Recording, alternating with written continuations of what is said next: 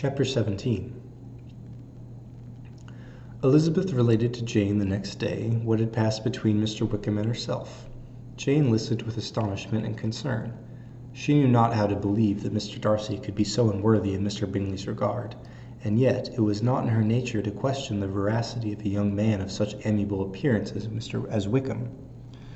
The possibilities of his having endured such unkindness was enough to interest all her tender feelings, and nothing remained therefore to be done, but to think well of them both, to defend the conduct of each, and throw into account of accident or mistake whatever could not be otherwise explained. They have both, she said, been deceived, I dare say in some way or other, of which we can form no idea. Interested people have perhaps misrepresented each to the other.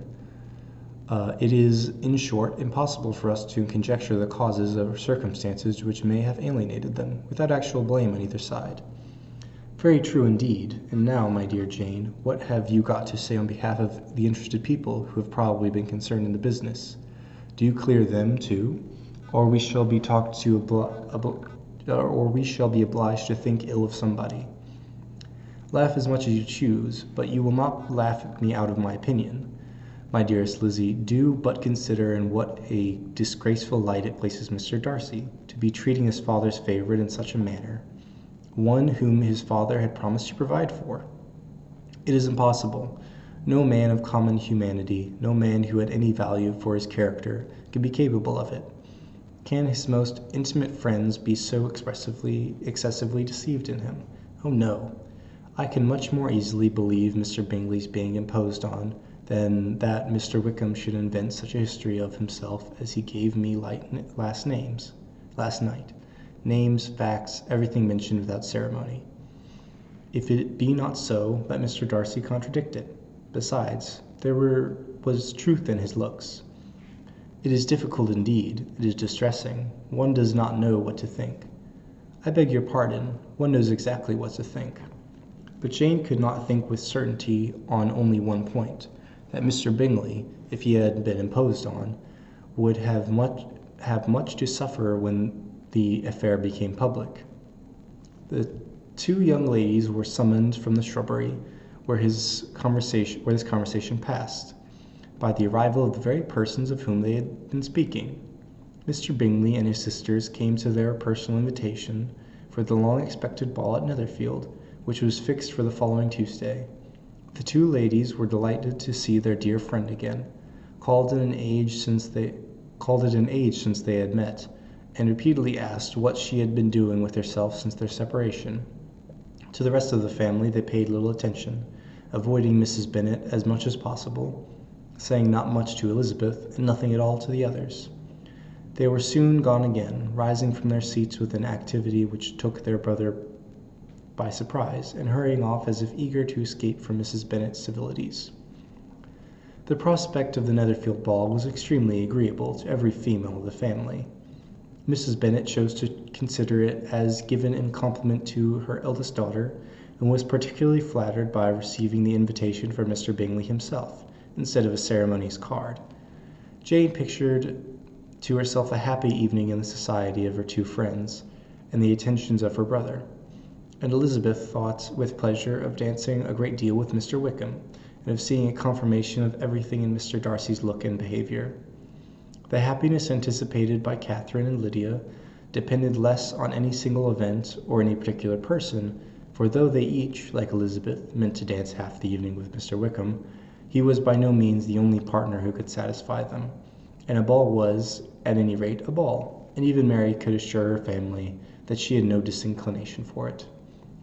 Well, I can have my mornings to myself, said she. It is enough, I think. It is no sacrifice to join occasionally in evening engagements.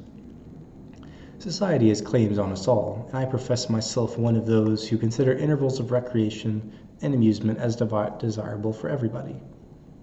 Elizabeth's spirits were so high on this occasion that though she did not speak often unnecessarily to Mr. Collins, she could not help asking him whether he intended to accept Mr. Bingley's invitation, and if he did, whether he would think it proper to join in the evening's amusement, and she was rather surprised to find that he entertained no scruple whatever on that head, and was very far from dreading a rebuke either from the Archbishop or Lady Catherine de Bourgh, by venturing to dance. "I am by no means of the opinion, I assure you," said he, "that a ball of this kind, given by a young man of character to the respectable people, can have an evil tendency, and I am so far from objecting to dancing myself, that I shall hope to be honoured with the hands of all my fair cousins in the course of the evening. And I take this opportunity of soliciting yours, Miss Elizabeth, for the two first dances, especially a preference which I trust my cousin Jane will attribute to the right cause, and not to any disrespect for her." Elizabeth felt herself completely taken in. She had fully proposed being engaged by Mr. Wickham for those very dances, and to have Mr. Collins instead. Her liveliness had never been worse timed. There was no help for it, however. Mr. Wickham's happiness and her own were perforce delayed a little longer, and Mr. Collins' proposal accepted with as good a grace as she could.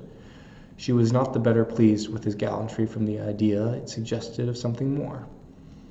It is now first struck her that she was selected from among her sisters as worthy of being mistress of Hunsford parsonage, and of assisting to form a quadrille table at Rosings, in the absence of more eligible visitors. The idea soon reached to conviction as she observed his increasing civilities towards herself, and heard his frequent attempt at a compliment on her wit and vivacity. And though more astonished than gratified by this effect on her charms, it was not long before her mother gave her to understand that the probability of their marriage was extremely agreeable to her. Elizabeth, however, did not choose to take the hint, being well aware that a serious dispute must be the consequence of any reply. Mr. Collins might never make the offer. Until he did, it was useless to quarrel about him. If there had not been a Netherfield ball to prepare for and talk of, the younger Miss Bennets would have been in a very pitiable state at this time. For this, from the day of the invitation to the day of the ball, there was such a succession of rain as prevented their walking to Meryton once. No aunt, no officers, no news could be sought after. The very shoe roses of Netherfield were gone by proxy. Even Elizabeth might have found some trial of her patience in weather which totally suspended the improvement of her acquaintance with Mr. Wickham. And nothing less than to dance on Tuesday could have made such a Friday, Saturday, Sunday, and Monday endurable to Kitty and Lydia.